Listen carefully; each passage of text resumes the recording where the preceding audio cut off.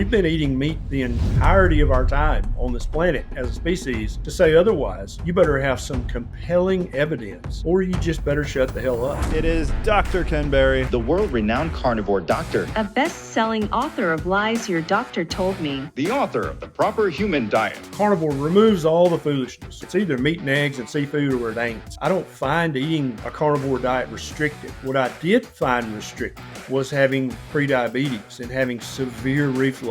Being fat, being obese, being severely obese. That's kind of restrictive. Eating saturated fat does not cause belly fat because I lost 4 inches of belly fat in 90 days of carnivore. They say that red meat is a class 2 carcinogen and that processed meat is a class 1 carcinogen. Right off the bat, red meat causes cancer is a foolish argument. When you do stupid things, you pay a stupid price. That's what's happening right now. Is we've got a lot of immature people who are emotionally immature. It hurts my heart when I see a cow harvested.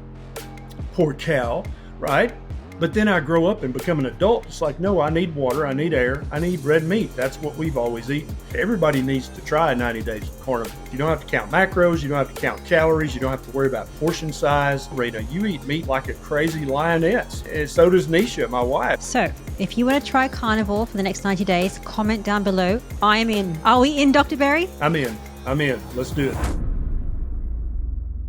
In today's episode, I have the pleasure of having Dr. Ken Berry, and he'll share his expert tips on how to start carnivore the right way and a 90-day carnivore challenge, all to help you get the best results. And speaking about the best carnivore results, I have partnered with Go Carnivore to bring you the world's first free carnivore app.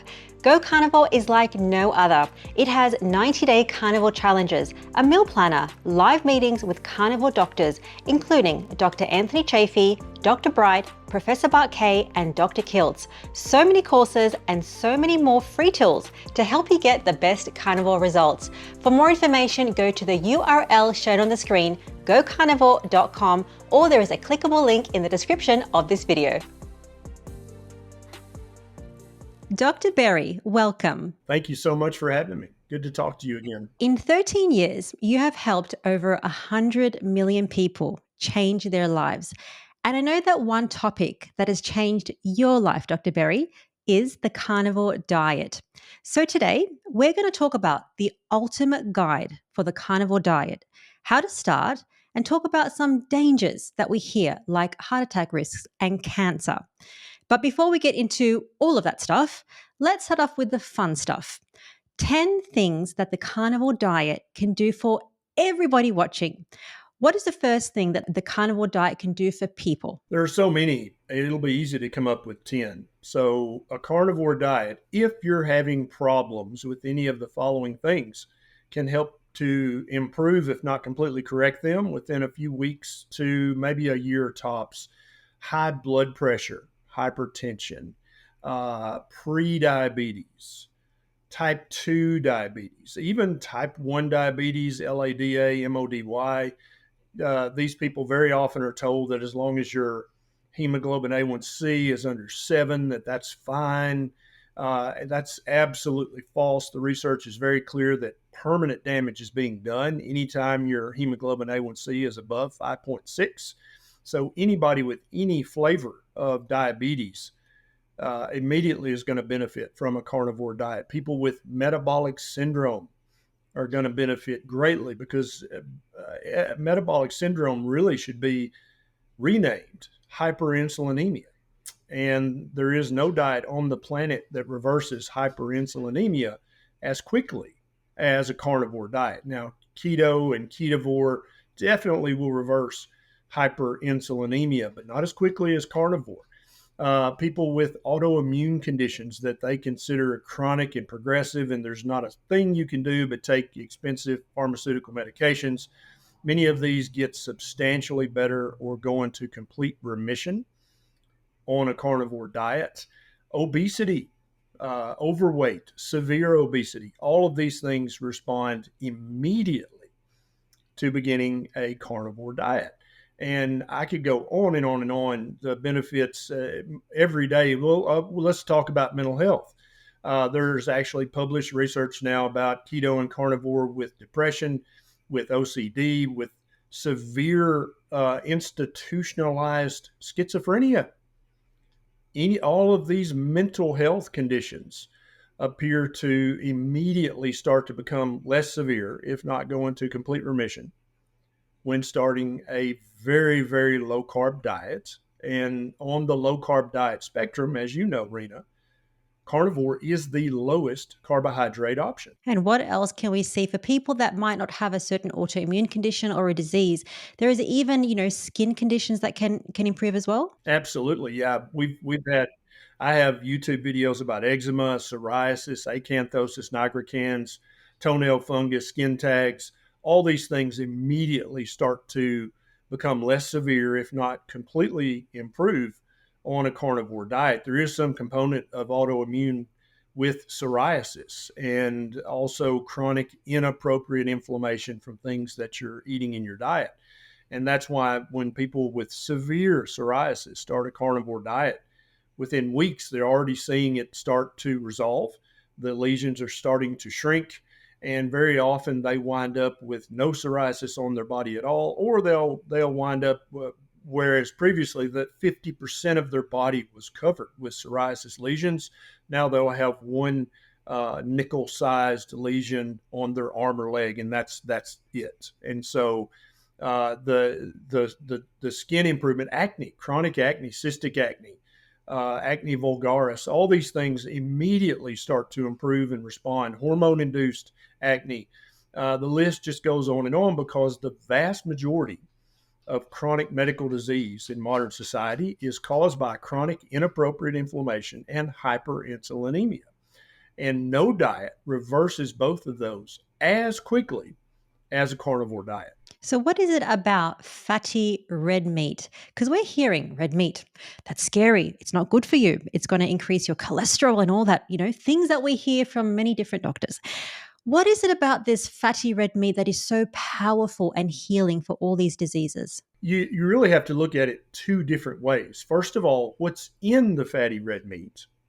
And then secondly, what's not in the fatty red meat? Because both of those things are integral to how a carnivore diet works. And so there's the fatty red meat, definitely if the animal was properly raised and properly fed, contain virtually every nutrient that the human body needs. All the amino acids, definitely. All the fatty acids, definitely. Many of the vitamins and minerals, if the soil that the animal grazed on had those vitamins and minerals in it, then that animal is going to be a literal superfood multivitamin if you include the fats along with the lean meat. And so that's the first part, is that it's one of the most nutrient dense foods on planet Earth that a human being can eat. Then secondly, what's not in it? There's no added sugar whatsoever. There's no grains whatsoever. There are no vegetable seed oils whatsoever. There are no artificial dyes and colorings and flavorings. There are very often no artificial preservatives. Nothing from the chemical factory is added to the meat. And all of us are somewhat unique in that we react to different things differently. But overall, we're 99.99% the same genetically. And so to say anybody who says, oh, red meat is not an ancestrally appropriate food for humans, or red meat is inflammatory, or red meat will cause heart disease or type 2 diabetes, it's just foolishness on its face. These people are either ignorant, perhaps innocently ignorant, but yet ignorant nonetheless, or they're trying to sell a line of supplements, which if you go on a plant-based diet, you're going to need a good line of supplements. Or they have bought into an ideology and they believe it almost with a religious ferocity that's not based on fact. What has a carnivore diet done for you personally? Because I know that listening to your story, I was researching you. I was like, wow, I didn't know all the things that you had before you started carnivore. You were really sick, obese. I'll let you tell the story, but tell everybody how your life has changed by starting carnivore. So during my younger years as a teenager and a 20-something, I was very, very slender.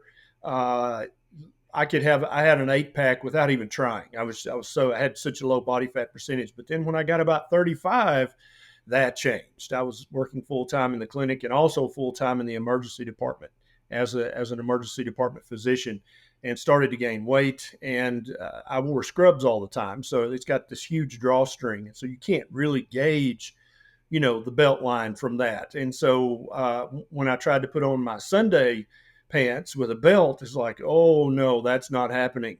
And so I thought, well, I maybe should jump on the scale and maybe check some lab work. And so I knew that I was having all of these symptoms and problems. And I thought, well, it's just because I'm getting older. This was in my 30s that I was saying that, right? I'm getting older. Of course, you're going to have some things. Jumped on the scale. I weighed 297 pounds. And when my labs came back, I was pre-diabetic. I had chronic inflammation. My CRP was elevated.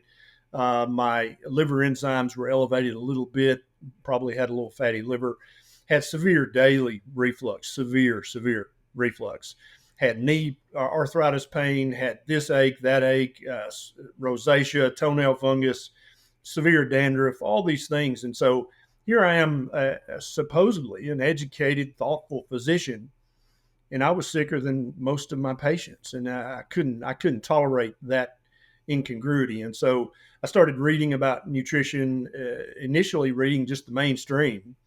And I thought, well, I'll try the American Diabetes Association recommended diet and recipes, and did that for 3 months along with jogging 3 days a week, and actually got more pre-diabetic and gained a few more pounds. And so it was at that point I realized there's something, either I'm a special snowflake with special DNA, or there's something about these recommendations is just incorrect. Something about this information that all doctors are giving their patients when they hand them that American Diabetes Association handout and say, here, eat like this. There are errors in that. I got to figure out what they are, because I can't be a fat diabetic doctor in good conscience and then walk into a patient's exam room and say, hey, you're fat and diabetic. You need to do the following things. Well, where I live, people are very common sense oriented. They would just look at me like, dude, what are you talking about? You can't even fix yourself. And so this journey to fix myself started with paleo, primal, low carb-ish, and then keto, and then ketovore, and now carnivore. That's where everything is reversed. Everything is fine.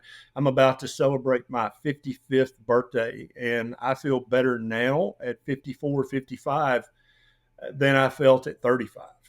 At 35, I was saying, well, I'm getting older. You're going to have these things. That's no big deal. Kind of, doing this self-rationalization thing. And now at 55, I could literally go back in time and kick my 35-year-old's ass for cause, but also just because I'm so much more vigorous now, so much stronger, so much leaner, so much smarter than I was at 35. And so I think just that and so when my patients from before, when they see me now, they're like, holy crap, what are you doing? And so I think you found this as well. People who knew you before, Rena, that's probably the biggest selling point for a carnivore diet is when somebody goes carnivore, and someone who hasn't seen them for a year or 2 or 3, and they remember the old Rena or the old Dr. Berry, and then they see you now, they're like, oh my God, you look amazing. And it's obvious that you feel amazing. What are you doing? And that's the key moment when you can say, well, I'm on this carnivore diet. You should give it a try. Let's now talk about the easy way to start the carnivore diet the right way, because we hear different ways of starting: high fat, high protein, high and low, this and that. For you, Dr. Berry, and people watching, what is the best way to start the carnivore diet? So I think the vast majority of people, especially people who have been eating a high carbohydrate, highly processed, standard Western diet for decades, if they switch overnight to carnivore, I don't think it's in any way dangerous, but it can be quite uncomfortable because you've got several things that you're having to contend with, probably the most uncomfortable being carbohydrate addiction withdrawal symptoms.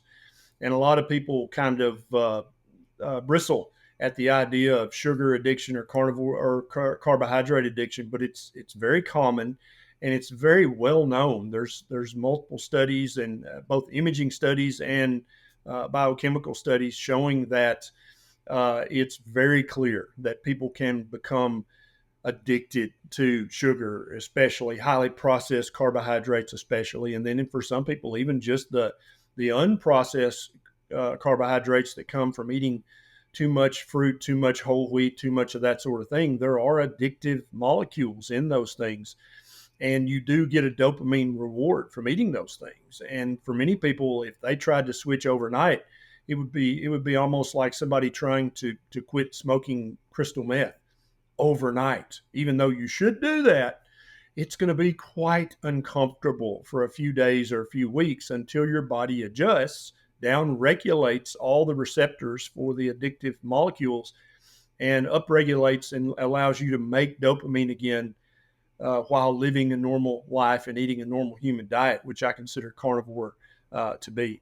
And so I think a slow transition. So if anybody's interested in doing World Carnivore Month in January, I think you probably should start December 1, weaning down. First of all, get rid of all the added sugar junk, get rid of all of the processed grains, wheat, rice, oats, corn, millet, amaranth, quinoa. All that stuff is high in carbohydrates, causes inflammation in the human body. Get rid of all the vegetable seed oils. Don't cook anything in vegetable seed oils. Don't eat anything that has been cooked in vegetable seed oils. Cook in animal fats. And so those are really the first three steps towards adopting a proper human diet, which I think there's a spectrum: low carb, keto, ketovore, carnivore. Does everybody need to eat a carnivore diet? I don't think so. I think probably everybody needs to try 90 days of carnivore just to see how good you can feel and what the benefits actually are. But I don't think everybody needs to stay there. I think some people can do just fine on a ketogenic diet as long as it's made up of whole, real, one ingredient, keto-friendly foods, not keto cookies and cakes and pies and pancakes. That's foolishness. That's people trying to make money.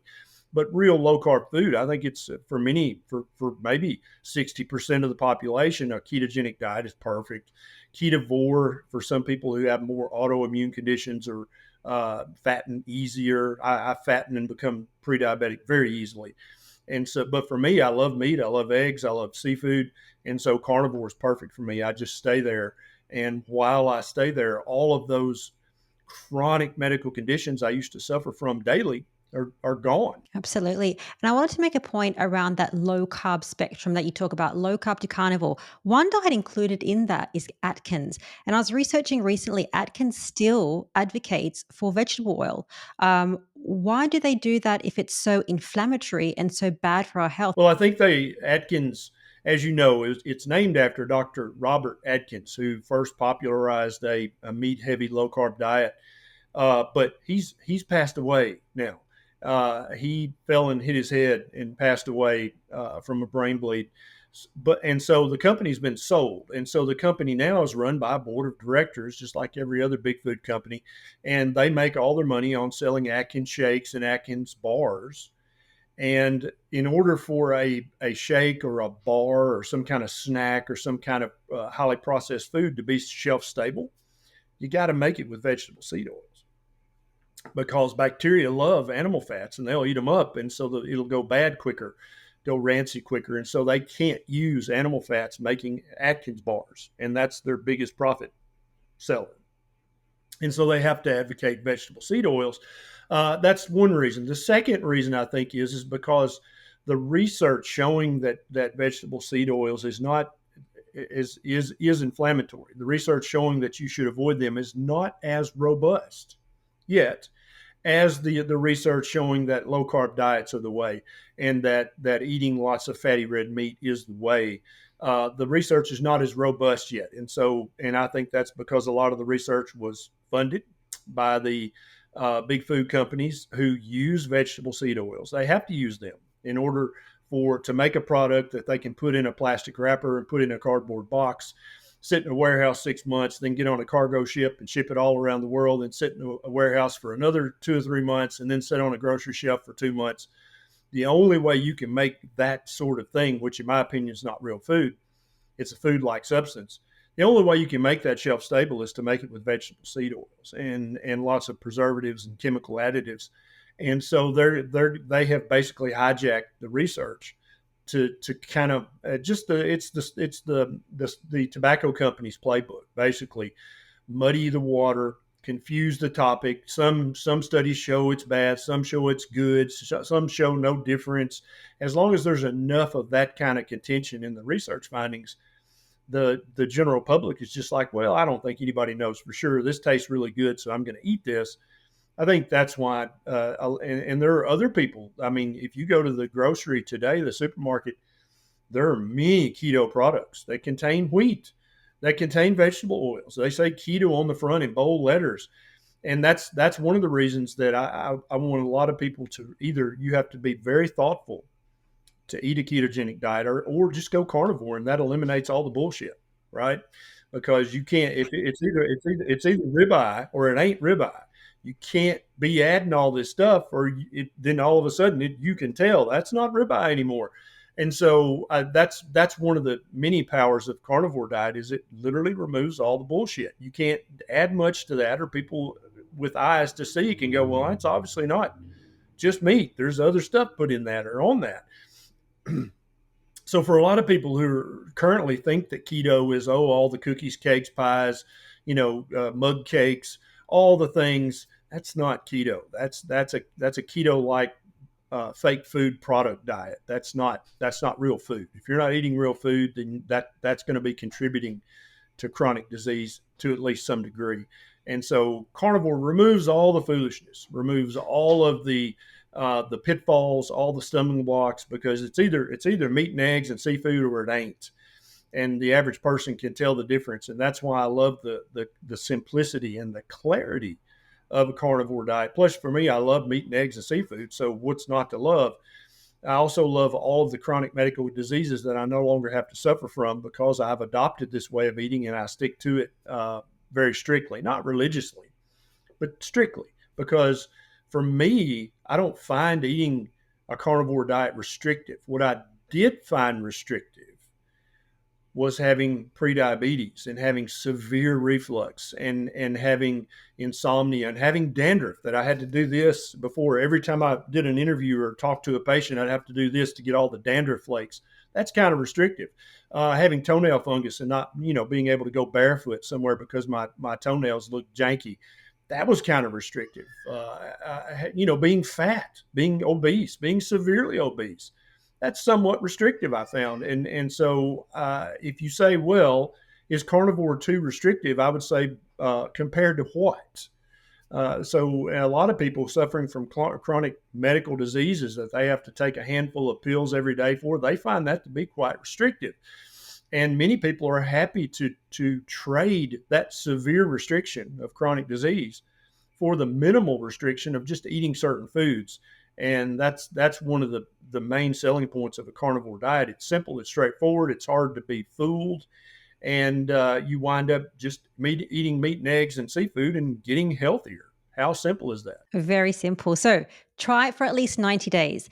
The next one is, well, how much should we be eating on a meat-based diet? So I think any meat is fine. The technical definition of carnivore includes meat from any animal.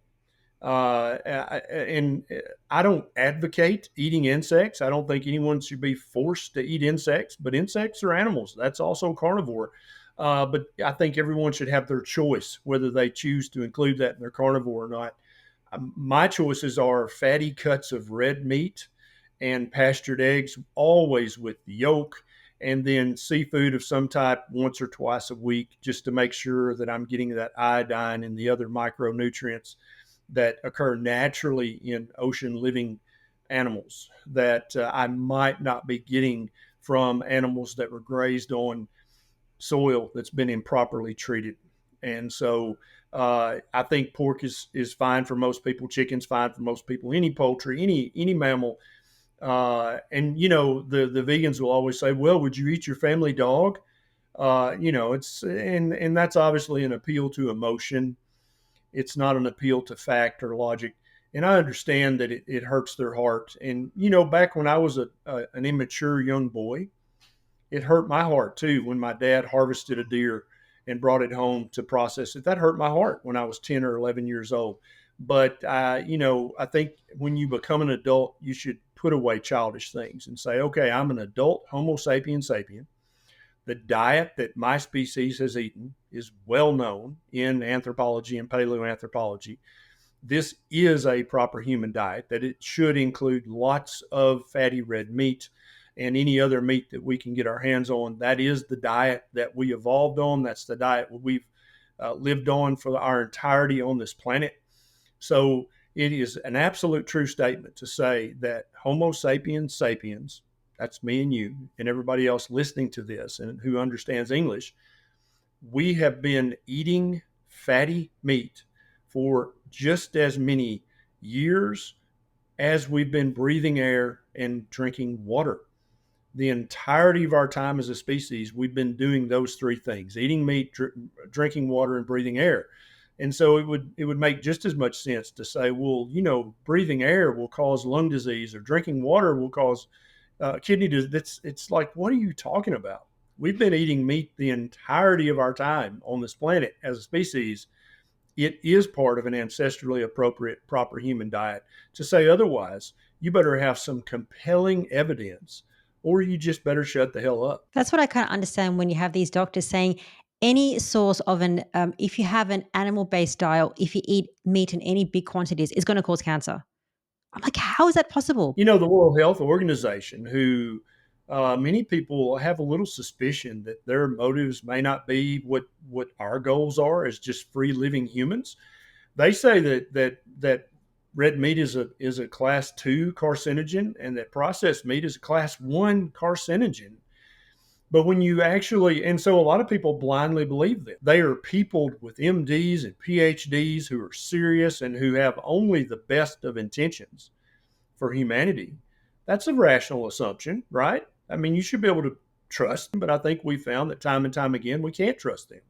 And when it comes to red meat causes cancer, or red meat, processed meat causes cancer, when you actually look at the research that they use to base their opinion on, it's observational research, which by definition cannot prove anything. All it can do is show a possible association.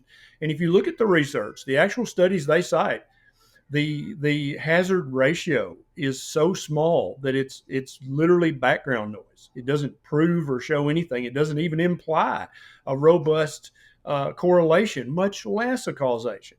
And so right off the bat, red meat causes cancer is a foolish argument. Once you look, literally anybody can do an internet search and read about this for 30 minutes.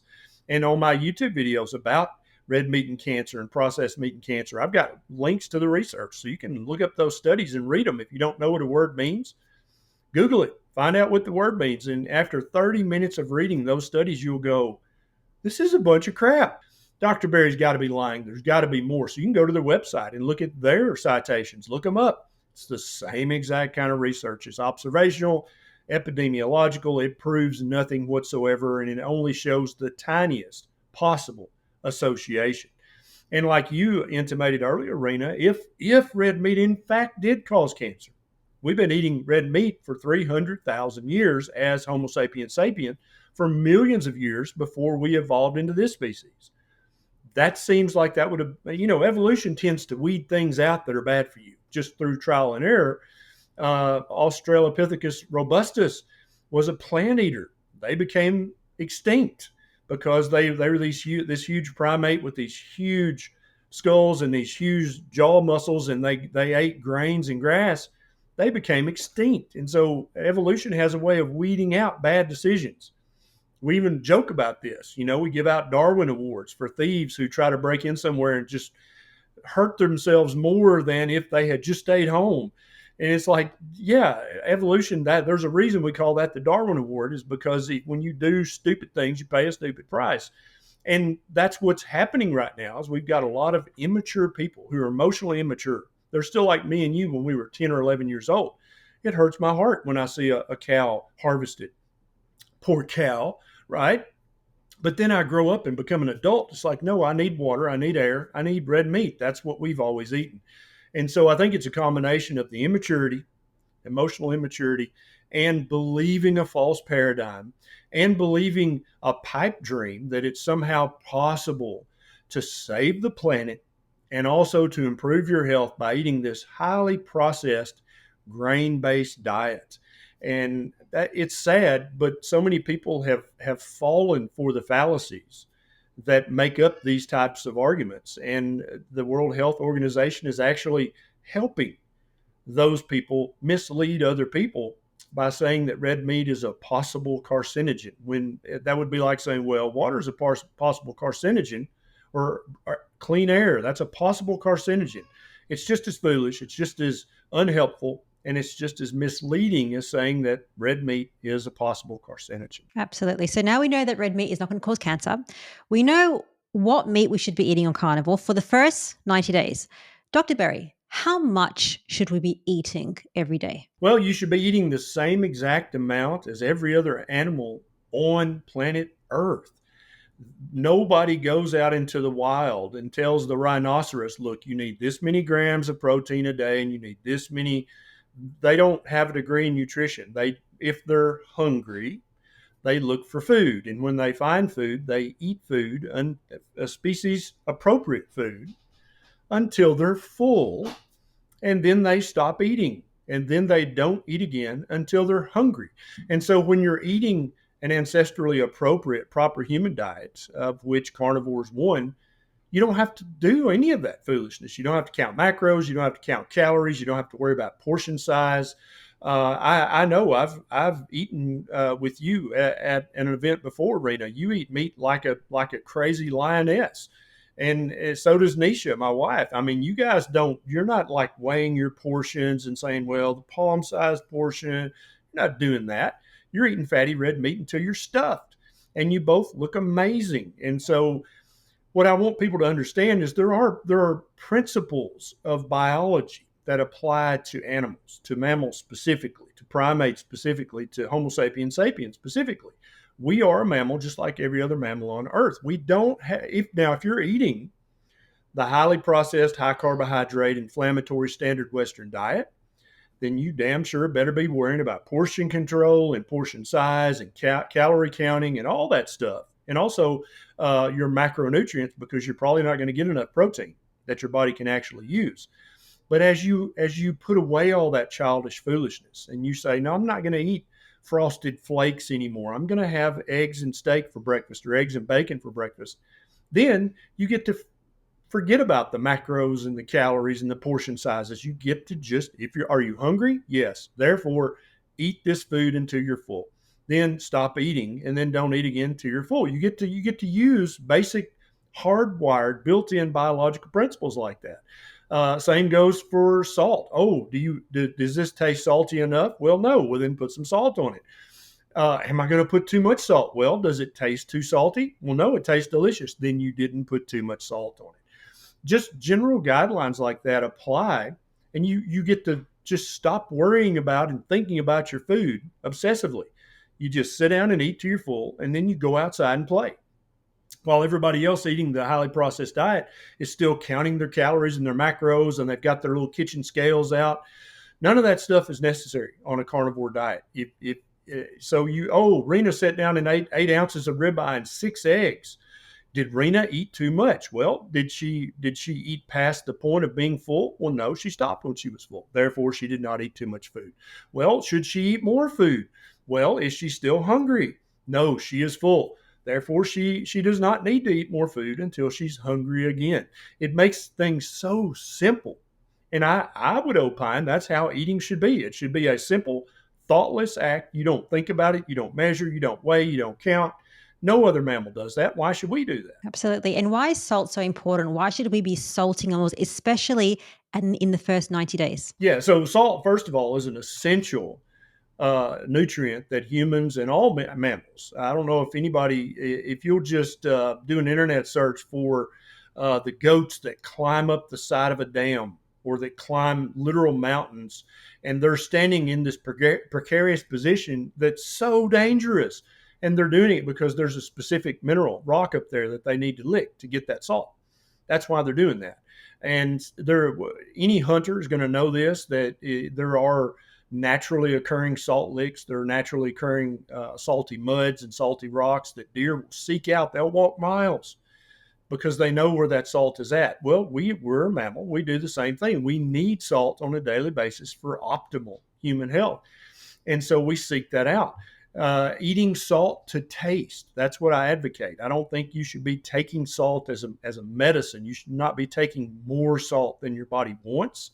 It's almost like your taste buds are set up to tell you exactly how much salt you need. Now, in the first few weeks of adopting a carnivore diet, you're going to be probably having some carbohydrate withdrawal symptoms. Even if you transition slowly, you're still going to have some mild symptoms. Salt and electrolyte tends to help that, right? Also, when you adopt a carnivore diet, your fasting insulin level, which may have been very, very high previously, is going to start to return to normal. And as it does that, this natural process of diuresis is going to start to happen, meaning that you're probably holding anywhere from 5 to 25 pounds of unhealthy water. You're storing that, holding that in your body inappropriately and unhealthily because you used to have hyperinsulinemia. Well, when you lower that fasting insulin, it allows the kidneys to get rid of all that unhealthy water that you were storing. And the way the kidneys are designed, there's going to be salt and electrolytes that go with that urine. And so that's why I really advocate making sure you're getting plenty of salt, especially the first few weeks of adopting a carnivore diet. Make sure you're getting plenty of electrolytes, especially the first few weeks. Making sure you're getting plenty of minerals in the first few weeks, because that's going to help with the transition. It's going to help you when you do have that diuresis, that you're not going to have muscle cramps and all kinds of other problems. And I'll tell you, Brina, there are some carnivores, after they've been carnivore for months and months or a few years, they don't need or use nearly as much salt as they did when they first adopted carnivore, and they seem to be doing great. Whereas other carnivores, I'm one of those, still, if I don't eat enough salt, I will wind up being kind of down and kind of blah, not feeling great. And so right before I started this interview, I was sucking on my Redmond's Real Salt Rock. And so that literally is like a cup of coffee for me. When I take a pinch of salt or when I lick on a salt rock, within 2 minutes, I'm like, ooh, bam, yeah, okay, I'm ready to roll now. And a lot of people are finding that if they're having a particularly blah day, a pinch of salt, boom, wakes them up and they're ready to go. But then also at the other end of the spectrum, a lot of people, because a lot of people suffer from what they think is insomnia when they go carnivore. And again, it's probably you're not getting enough salt. And so for a lot of people, a big pinch of salt with some water at bedtime, they sleep much better. And so I think that people underestimate how much we need salt. Yes, salt tastes wonderful on meat. Salt tastes amazing. It's delicious. That's not the only motive here. The motive is to get enough salt so that this mammalian body can function optimally. And for some of us, that's more salt. For some of us, that's less salt. Okay, well, you mentioned that you have your salt, which is like your cup of coffee. That ties into what can we drink on carnivore? Yeah, so I think any water, as long as it's pure water, is completely fine on carnivore, whether it's still water or sparkling water. I think that's fine. The carbonating water does not in any way make the water bad for you. I've researched that extensively. There is no research showing that.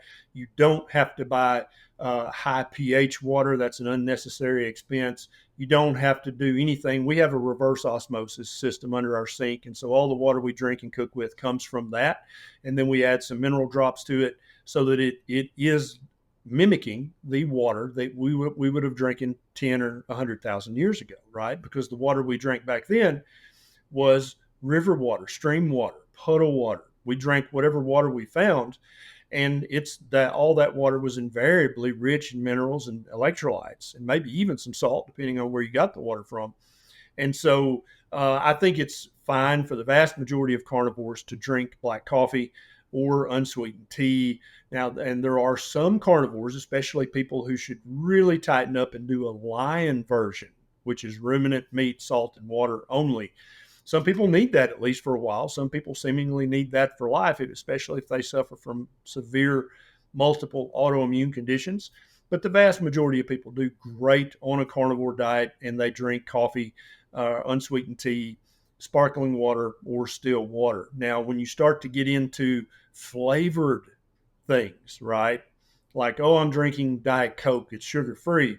Well, yeah, it is, but it has enough sweetener in it that for many of us, especially people who fatten easily or develop diabetes easily, that's enough sweet taste in the mouth that initiates something called the cephalic phase insulin response. And it'll actually raise your insulin even though you didn't ingest any sugar. And so if someone says, hey, I'm doing carnivore, I stopped drinking regular Coke and Pepsi. Now I'm drinking Diet Coke and Pepsi. I would say right off the bat, good. That's a great improvement. But that shouldn't be a permanent part of your carnivore diet. Let's keep weaning that down. Let's start adding a little sparkling water to your Diet Coke or Diet Pepsi, right? And then as weeks go on, let's add more sparkling water and less Diet Coke or Diet Pepsi until you've weaned that sweet taste out of your mouth. And what many people find on a carnivore diet is, before really the only taste that I could really detect was sweet and salty. I couldn't enjoy the subtle flavor of meat or the subtle flavors of eggs. But after a few weeks or a few months on a carnivore diet, suddenly things that you used to think taste delicious, they taste childish and syrupy sweet. And you're like, God, how did I ever like that? I can't understand. There was this thing that Nisha and I both grew up on called SpaghettiOs, which is basically little rings of pasta in sort of tomato sauce. Comes in a can. And we both grew up on that, right? And so a couple of years ago, we found some, I think in her mom's pantry. We're like, let's try this. I wonder if this still tastes as just, oh my God, so good. And we heated it up and tried it. We were both like, this tastes like sugar sweetened plastic. This is horrible. How did we ever like that? And I think it's because of the maturation of the human palate. When you go back to eating ancestrally appropriate foods, your palate is able to branch out and start to enjoy all the umami and the other subtle flavors. I think when you really are on a strict, proper human diet, you can actually start to taste the mineral content and the salt content and the vitamin content, and your taste buds, which are very, very complex and subtle. I don't think we know everything about the human palate yet. I think there's more to discover. But you start to really enjoy foods that before you would have been grossed out at eating, but then you stop even being able to enjoy highly processed junk food that you used to love. It's fascinating how you can kind of rediscover those ancestral flavors, whereas before you would have been revulsed by it. Absolutely. Now, I want to talk about something that many people are worried about when they first start carnivore, especially the first 90 days, their blood work. What do you think? Should they be testing their blood work, and what should they look for? Well, first of all, I don't think it's necessary or needed to test your blood work at all if you're eating a proper human diet, because that is by definition a proper human diet. So nothing you're eating is going to cause any lab abnormalities. That's kind of foolish on its face. But many people who are in this space, we love data, don't we? We love to know, and we want to see before and after pictures, and we want to see before and after lab work. So anybody who's thinking, I might do this carnivore challenge, go to your doctor and get a full lab panel checked. And there's a lot of doctors that don't know what a full lab panel is. And I talk about this on a lot of my YouTube videos. I actually wrote a book about this called Common Sense Labs, of which labs to actually ask your doctor for. And the big red flag lab is a fasting insulin level. Most docs don't check that. They don't even know what that is.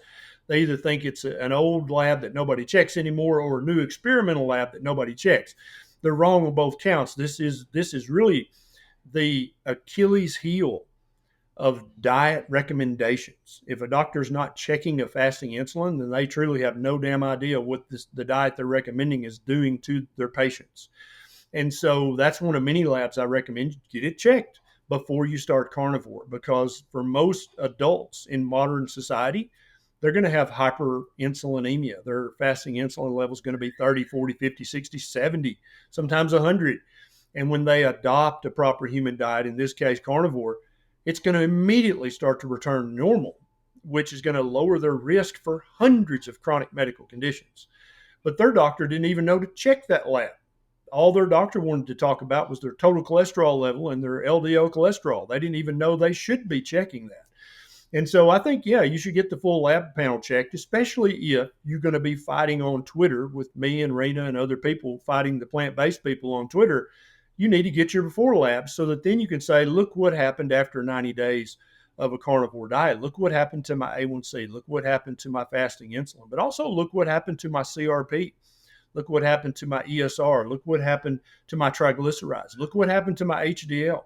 Look what happened to my hemoglobin and hematocrit. I was anemic before, and now I'm not. Look what happened to my homocysteine. Look what happened to my ferritin. Look what happened to all these other labs. Look what happened to my AST and ALT. Look what happened to my blood sugar. Look what happened to my creatinine. I had stage 1 or 2 chronic kidney disease before. Now, after 90 days carnivore, my kidney labs are back to normal, even though one of the myths you hear is that too much animal protein is bad for your kidneys.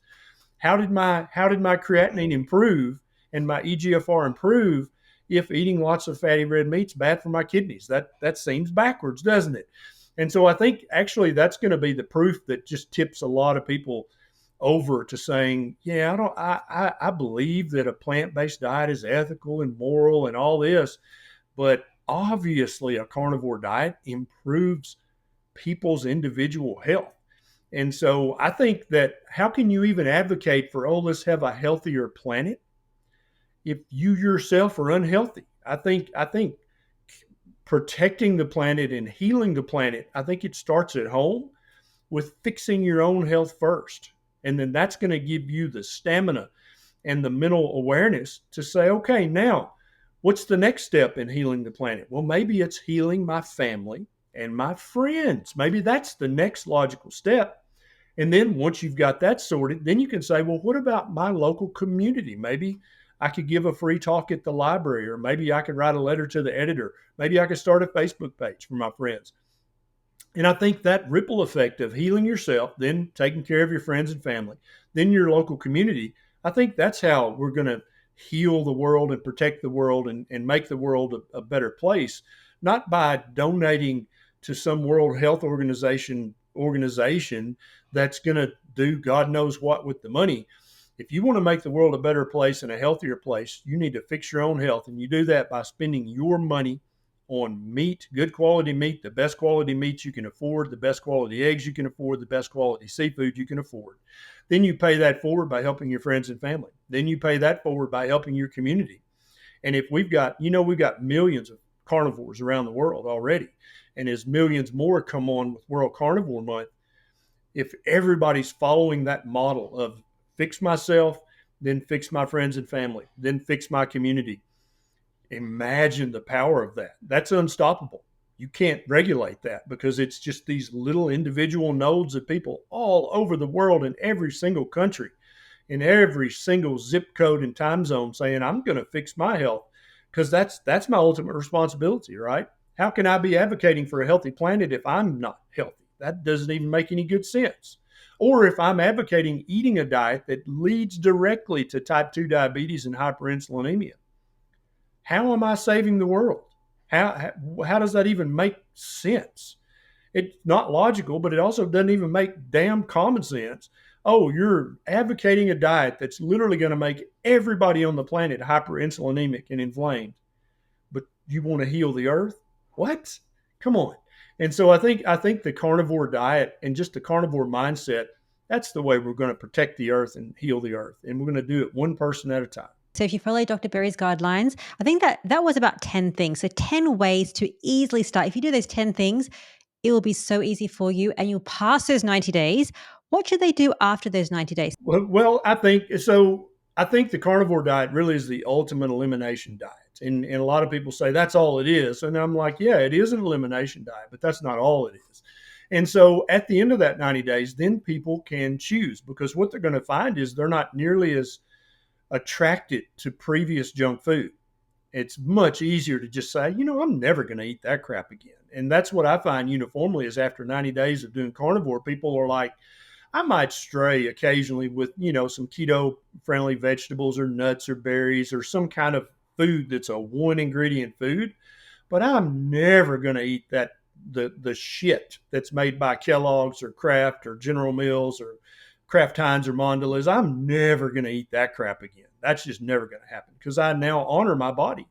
I realize the benefit of eating real food now. I'm never going to eat that junk. But I think it's fine if people are like, yeah, I like carnivore, but I do miss Brussels sprouts or cashews or blueberries, whatever. And so I think that it's great to retry some of those keto friendly foods, some of those ketovore foods. But remember, you've been on an elimination diet for 90 days. So if you suddenly get bloating from those cashews or from those Brussels sprouts, or your joints start to ache or your skin flares up, that's your body saying, hey, you didn't realize it before because you were eating all this inflammatory crap. But now that you're eating so clean and so ancestrally appropriate, your immune system has calmed down. It's not confused and overworked, right? And your insulin levels are back to low normal again. When you do eat something that causes inflammation, your body's able to give you an immediate signal, immediate feedback. Nope, you shouldn't be eating that. Then you can mark that on your list, like, okay, gotcha. And what some people find is to be inflammation free and have a very healthy insulin and A1C, they need to stay carnivore. I'm one of those people. Every now and then for my anniversary or birthday, which is coming up, I'll probably stray a little bit with some keto foods. But if I stray too far, immediately my right knee and my right shoulder let me know that I strayed a little bit too far from my version of a proper human diet. And so I'm going to get right back on that because I love being a very active husband and father and grandfather and community member. I love going out in the yard and playing with the kids. I love being active on the farm. I'm not going to let some food restrict me from being able to do the physical activities that I love to do. I'm never going to allow that. And so that's the beauty of carnivore is it's so nutrient dense. It's so ancestrally appropriate, but it's also a great elimination diet. And so that's going to give people a heads up. Should you be eating that or not? And so a lot of people will, at the end of the challenge, they'll branch back out. But I don't think many people will go back to eating the offerings of Pepsi and Coca-Cola and Kellogg's. They're just not going to fall for that bullshit anymore. But they might try some other seemingly ancestrally appropriate foods, and they'll get immediate feedback from their body if that's truly an ancestrally appropriate food for them or not. Let's move on now to carnivore diet dangers, things that we hear, the fight that we have to fight that we hear every day, all this crap. The first one, too much meat will increase your blood glucose. Yeah. And this is just ridiculous on its face. Anybody that understands even the basic principles of human physiology, of human nutrition, know that the highly processed carbohydrates and pure sugar, that's what's going to spike your blood sugar the most. That's also what's going to spike your fasting insulin level the most. That's not even debatable. And so the poor vegans whose argument is that red meat causes type 2 diabetes, I really feel sorry for them because that's such a hard row to hoe. Nobody's going to believe that if they understand even just the simplest principles of biology. They're going to be like, that don't even make good sense, dude. What are you talking about? And their argument, if you look into it, they go into more detail, is also just foolishness on its face. So I think the average person is going to quickly see past, oh, red meat raises your blood sugar. That's complete foolishness. It's what you were eating with the red meat. It was the fries and the bun and the sugar-laden ketchup and the Coca-Cola you drank with your tiny little piece of meat. That's what raised your blood sugar. So red meat absolutely doesn't raise your blood sugar to any meaningful degree. It absolutely does not contribute to prediabetes or type 2 diabetes or metabolic syndrome or hyperinsulinemia. It just does not do those things. You say here in a different video, berberine has a 5% effect. So berberine's a lot like glucophage or metformin, right? They're essentially the same molecule. And people don't realize, they see all of the type 2 diabetes medications advertised on television and they think, man, they must really, really work. They must do a lot. They're spending all these millions of dollars. And what they don't understand is that most of the type 2 diabetes medications will lower your A1C by 2 or 3 percentage points. Like it's literally, it'll lower your A1C from 6.7 to 6.2. Or something like that. It's like, okay, that's good, but that's not great. What I want to do is completely reverse my type 2 diabetes. And none of the FDA approved medications will do that. Berberine won't do that unless you're also eating a proper human diet. And so if you're eating carnivore, you don't need any of the medications for type 2 diabetes. You also don't need berberine. Now, a lot of people take berberine or metformin or glucophage as they're adopting it because they feel like I really should be doing something for my blood sugar, right? Because I'm type 2 diabetic. But what they don't realize is that a carnivore diet is going to completely reverse their type 2 diabetes within 3 to 6 months, 12 months max. It's going to be gone. So not only are you going to have that decrease from 6.7 to 6.4, it's just going to keep going down. And I want everybody, if you're type 2 diabetic and you adopt a carnivore diet, I want you to recheck your A1C and fasting insulin every 3 months so that's going to immediately pull back the curtain on all the bullshit. Because if you're eating carnivore, they're going to come down every 3 months. They're going to come down noticeably and substantially. Every 3 months you check them until they're both back to stone cold healthy normal. And that's never going to happen. You could be taking 7 of the different FDA approved medications for type 2 diabetes. You're never going to get a normal A1C until you adopt a proper human diet, which then obviates all of the prescription medication. You don't need them all. You don't need any of them because the diet's going to fix your A1C and your fasting insulin. If you stay on it strictly enough for long enough, you will no longer have type 2 diabetes. Wonderful. Okay, next one is red meat causes heart disease. You mentioned the cancer one, but it causes heart disease and stroke. Yeah. Again, there's no randomized controlled trials or even controlled trials in humans showing this to be true.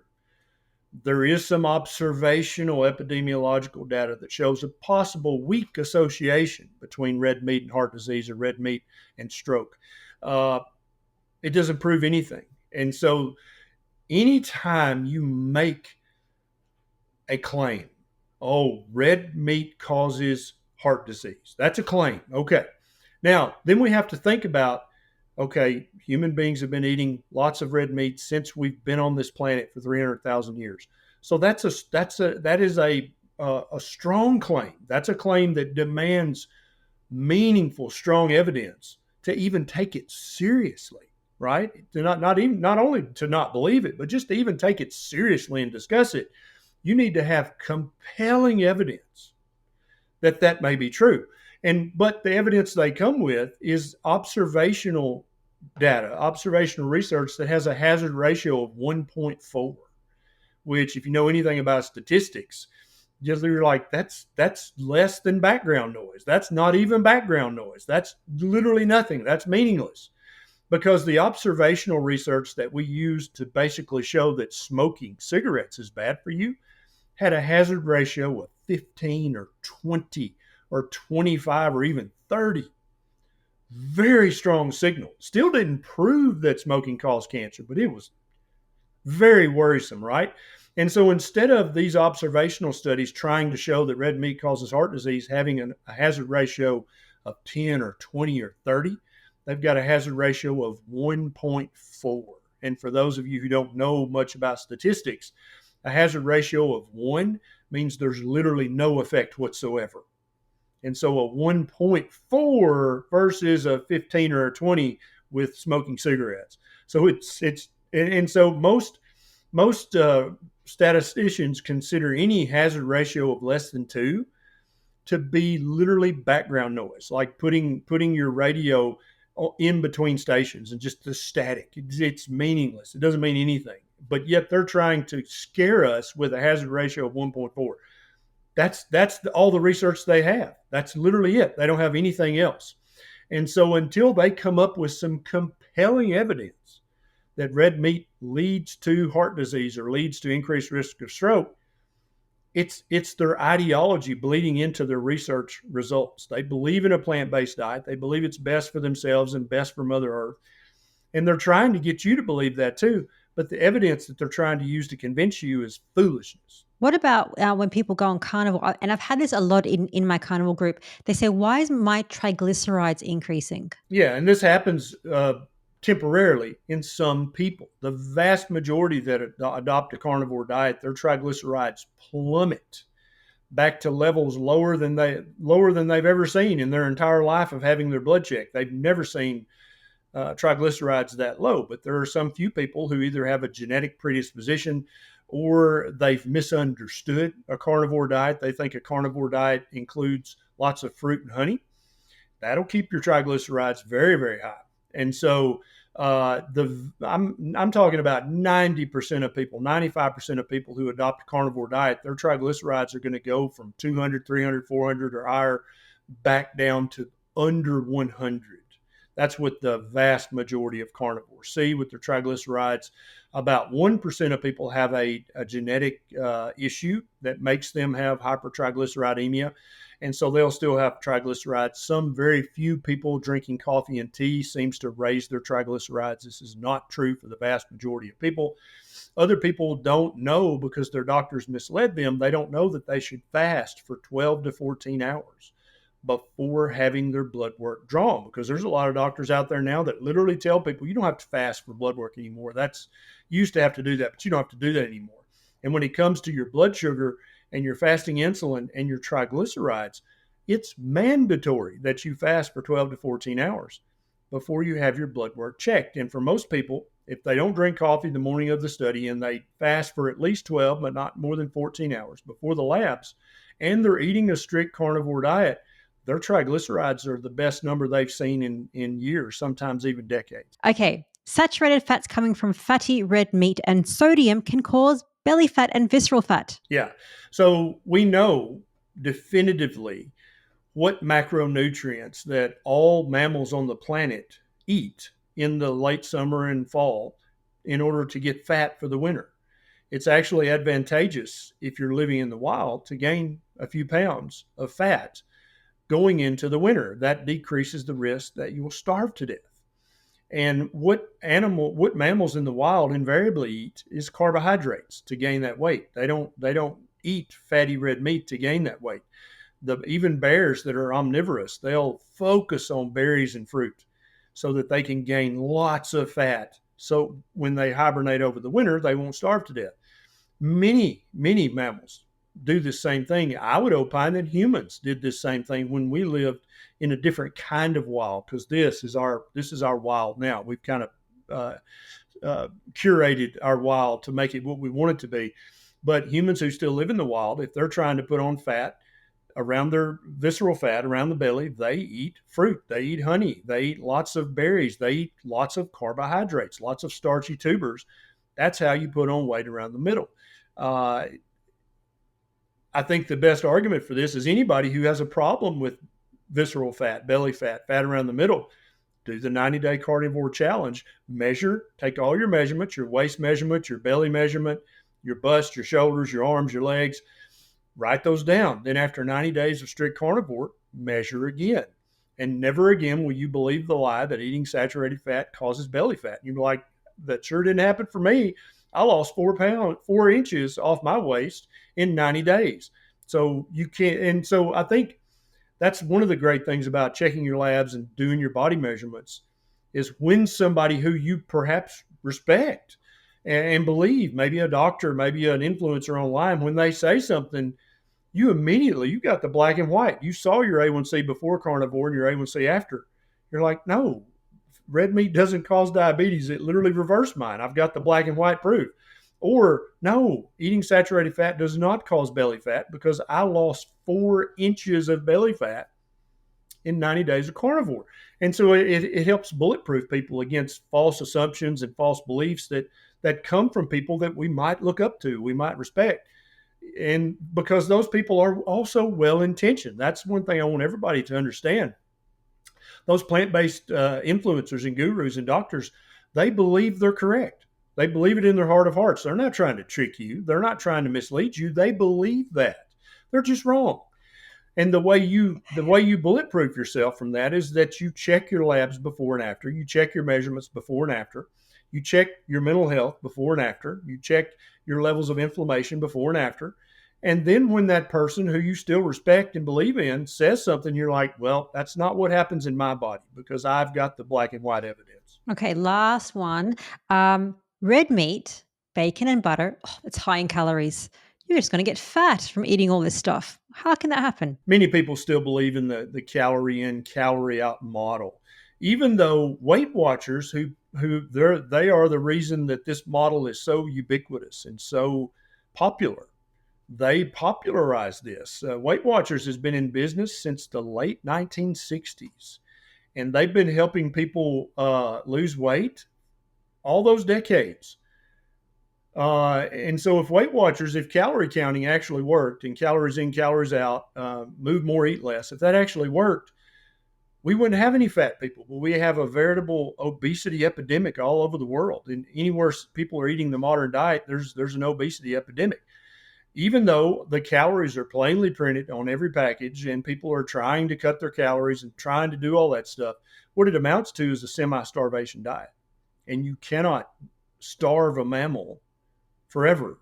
That is impossible. We are hardwired to fight against being starved, right? And so that's why if you lock an animal in a cage and don't feed them enough, at their first opportunity, they'll break out of the cage and go eat until they're full, which is what they're programmed to do. And so Weight Watchers now, they believe so much in the calories in, calories out model that they've now bought a company that can prescribe Ozempic. That's how good the Weight Watchers model works. It doesn't. And they basically, a few years back, the CEO at that time of Weight Watchers, somebody asked her, when are you going to have a keto version on Weight Watchers? And she said, we're never going to have that. And there's a specific reason why they can never have that, because if they had a keto option, then more people would lose weight and they would keep it off. But that would reveal that their calorie in, calorie out model is completely erroneous, right? But buying a company that can prescribe Ozempic online, they can still say, well, you take Ozempic, you're eating fewer calories. You're just eating less total food because it's mucking around with your hunger hormones and satiety hormones. And so I think Weight Watchers is the ultimate example of how calories in, calories out doesn't work. How many people have signed up and joined Weight Watchers 40 times? They lose 20 pounds. And then they get tired of starving themselves and they start eating until they're full again, but eating the wrong foods that Weight Watchers recommends. And then they're fat again. They gained it all back plus 5 more pounds. How many times have we seen Oprah Winfrey do that over the course of her career, right? I mean, it's glaringly obvious that you cannot starve someone, even someone as disciplined as Oprah Winfrey. She can't even semi-starve herself forever. And I mean, she's a very successful person, very self-conscious, self-aware. I'm sure she has amazing self-discipline and self-control. She can't even do it. So what makes you think you can do it?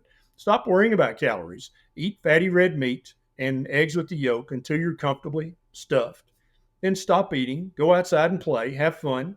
And then when you get truly hungry again, come back inside and eat more fatty red meat and eggs with the yolk and a little bit of seafood. That's literally the secret to human health, human vitality, human longevity. I think last time I checked, there are over 400 studies right now on clinicaltrials.gov studying a ketogenic diet, which carnivore is effectively a subset of a ketogenic diet, correct? More and more research is coming out every day. There's going to be a research study that'll probably already be out when this airs, that you can eat 12 Oreo cookies a day and lower your LDL cholesterol more than if you're taking Zocor or Lipitor or Crestor. And everybody on the planet knows that Oreo cookies are terrible for your health. So how in the world are Oreo cookies lowering your risk of heart disease? But they're freaking Oreo cookies. We know that they're unhealthy. And so all this research is coming out, just poking large glaring holes in the calorie in, calorie out model, in the, saturated fat causes heart disease, red meat causes heart disease. Every day there's going to be a new research study coming out that was done properly that's going to just jab a huge glaring hole in those paradigms, in those models. And I think we're very near a tipping point now, Rena. And maybe this carnivore month, January of 2024, this may be the tipping point where enough people try carnivore for 90 days to just say enough of the foolishness. We don't believe in a plant-based model anymore. We don't believe in calories in, calories out. We don't believe red meat is bad for us. Because once enough people say that, it'll just catch on like wildfire, and it will re-become the proper human diet again for the majority of people on this planet. And all the plant-based people will have to find a new job because nobody will be buying their bullshit anymore. So imagine you have a person that is watching you, have watched the last hour and 10 minutes. They're thinking, okay, you know what? I've been doing carnivore, but not that strict. Or I want to try carnivore. What is the last few words that you would tell them to try carnivore? There is no proof that eating fatty red meat is bad for you. There's not a shred of proof on the planet. Number one. Number two, we know, if we've read much in anthropology and paleoanthropology, that is the diet that we ate the most of as we evolved into the apex species that we are today. We effectively rule the planet because of this big brain and because of the way we're able to use it. This brain evolved from eating fat. It evolved from eating bone marrow and the brains of other mammals and all the fat that we could get our hands on. That's how we evolved into what we are now. And so for somebody to say, oh, well, that may be true, but now we should eat a low-fat plant-based diet, that's foolishness on its face. Once you really start to think about this and try to discern the truth, you're like, there's no way that can be right. And so red meat is not bad for you. Red meat is actually a nutrient-dense, ancestrally appropriate superfood, especially if the animal it came from was grazed on soil that has been treated properly and if the animal was fed properly. Absolutely, if you can afford grass-finished beef and pastured eggs and properly raised animals, spend your money on that because it is 5 to 10% better than the improperly raised factory farm animals. And also it's treated much more humanely, which I'm for. But right now we've got to feed billions of people. And so we're going to have to keep using the CAFO model for as long as it takes for people like me, I've got 60 sheep in the pasture right now, and I'm planning on scaling that up. When enough of us have scaled up our local farms and our ranches, we won't need the factory farming model and the factory feeding of animals and the inhumane treatment of animals anymore to feed humans. And so I would implore everybody, try it for 90 days. You've probably tried the plant-based challenge already years back. You probably have tried Weight Watchers. You've probably tried Jenny Craig. You've probably tried all the other foolish things that the gurus recommend. Let this be your last trial. Try 90 days of carnivore, and I promise you, all your questions will be answered at the end of that 90 days. You'll be like, now I understand. Now I understand human physiology and human nutrition. I understand why all those arguments that I fell for in the past, I can see through them now. They're foolishness now because now I've got the answer that my own body gave me because I fed it ancestrally appropriate food for 90 days and I did not feed it any of the slow poisons that the big food companies would like to sell to me. So if you want to try carnivore for the next 90 days, comment down below. I am in. Are we in, Dr. Berry? I'm in. Let's do it. So comment that you're in, that you're going to do the challenge because we want people to try it and get their better health. But Dr. Berry, as always, thank you so much. You're always a pleasure, always a wealth of information. How can people find you? So I've got a little YouTube channel. I've got over 1,000 videos, I think now, about a proper human diet and about other medical topics, medications, skin conditions, metabolic conditions, all kinds of topics that a family doctor would talk about. I'm on Twitter. I'm on Instagram. I've got 3 books now, Lies My Doctor Told Me, which some of your viewers may have heard of. I also have a book called Kicking Ass After 50, since I'm over 50, and I still want to keep kicking ass for a long time. I wrote that book with my good friend Zane Griggs. And then I have a book called Common Sense Labs that I wrote with my good friend Kim Howerton, who was misdiagnosed. She had hypothyroidism and Hashimoto's, and she suffered from it for 20 years before 12 different doctors she had seen finally figured out what was wrong with her.